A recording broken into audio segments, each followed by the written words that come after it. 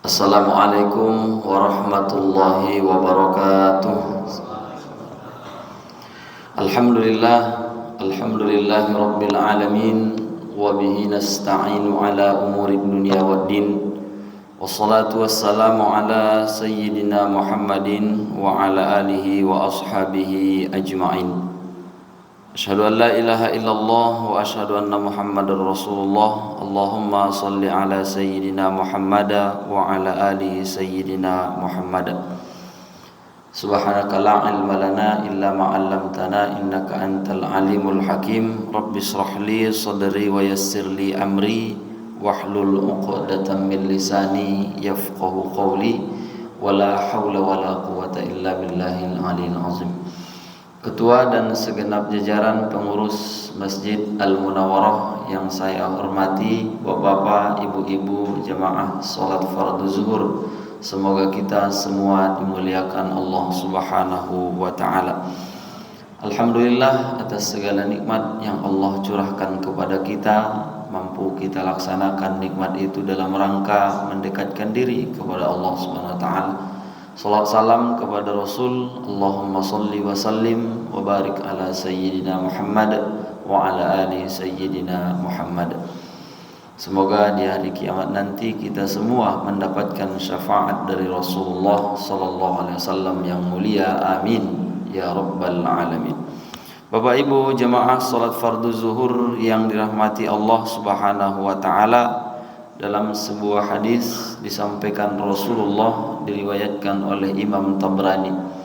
Apa kata Rasul? Salasun munjiat. Ada 3 faktor yang menyelamatkan. Yang pertama kata Rasulullah sallallahu alaihi wasallam, khasyatullah fis sirri wal alaniyah.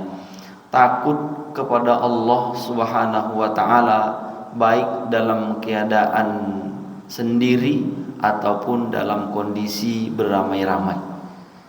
Rasa takut kepada Allah harus dimunculkan agar kemudian kita tidak semau kita. Mungkin kalau dalam keadaan ramai kita tidak akan melakukan maksiat, kita akan menjaga diri dari hal-hal yang dilarang oleh Allah Subhanahu wa taala. Tapi ketika kita sendiri, ketika tidak ada orang, maka disinilah kita bisa mengukur sekuat apa iman kita, sehebat apa kita mengendalikan diri kita. Kalau ada orang di samping kita, di kiri dan kanan kita, di muka dan belakang kita, maka saya yakin dan percaya, karena memang kodrat dan fitrah manusia itu memiliki rasa malu, apalagi kita yang punya iman, maka dia akan menghindarkan diri dari perbuatan yang tidak baik. Paling pun ada maksiat batin namanya. Dalam hati mungkin masih ada rasa tidak elok, ada muncul rasa takabur, ada rasa ujub, ada iri dan dengki. Itu kan penyakit dalam hati yang tidak nampak.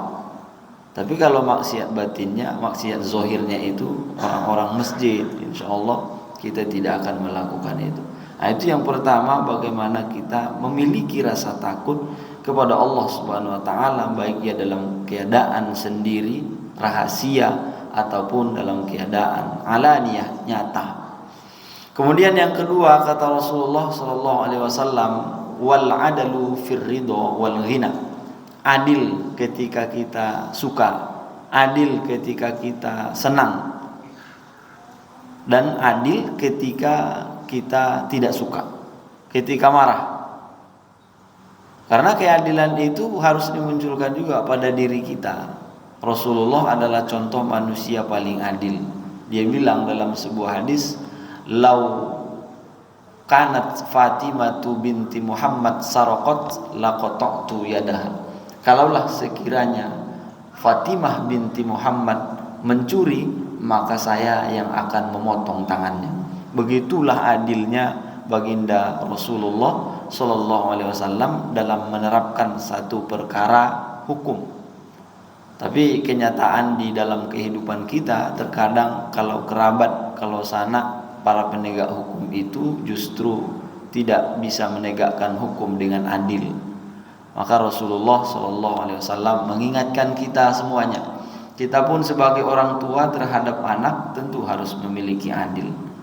Kepada pasangan harus ada adil. Jangan gara-gara mencari nafkah tapi tidak dipedulikan lagi urusan rumah tangga misalnya. Kepada anak ketika sayang dikasih jajannya banyak-banyak. Ketika marah tak dikasih jajannya. Para guru juga demikian. Di saat dia senang kepada murid-muridnya, maka dia akan memberikan yang terbaik nilainya. Tapi di saat tidak baik, tidak suka, dia ada rasa benci, ada rasa marah yang muncul dalam dirinya, maka kemudian dia tidak memberikan nilai yang baik, padahal ini anak layak dikasih nilai baik dari sisi kemampuannya. Itu yang kedua, kata Rasulullah, memiliki rasa adil, baik dia dalam keadaan ridho ataupun dalam keadaan marah. Allah Ta'ala berfirman, Innallaha ya'muru bil adli wal ihsan. Sungguhnya Allah menyuruh kamu untuk berlaku adil dan berbuat baik. Kemudian yang ketiga, kata baginda Rasulullah SAW, faktor penyelamat itu adalah wal qasdu fil faqri wal ghina. Hidup sederhana meskipun keadaan faqr, meskipun keadaan miskin, wal ghina, dan keadaan kaya. Sederhana, tidak berlebih-lebihan. Kalau dia misalnya kondisi ekonominya tidak terlalu baik, dia tidak minder, dan dia juga tidak memakai pakaian yang compang-camping. Berlaku adil, berlaku sederhanalah, bergaya hidup sederhana, tidak terlalu mewah terkesan dan tidak juga terlalu kumuh. Itu yang diajarkan oleh Nabi SAW kepada kita. Tapi kebersihan harus tetap menjadi patokan utama. Tidak kemudian walaupun misalnya dia tidak terlalu mewah, tapi kebersihannya tidak dijaga. Bapak Ibu jemaah, mudah-mudahan kita semuanya dibimbing Allah agar jadi orang-orang yang selamat. Subhanakallahumma bihamdika asyhadu an la ilaha illa anta astaghfiruka wa atubu ilaik. Billahi taufik wal hidayah. Wassalamualaikum warahmatullahi wabarakatuh.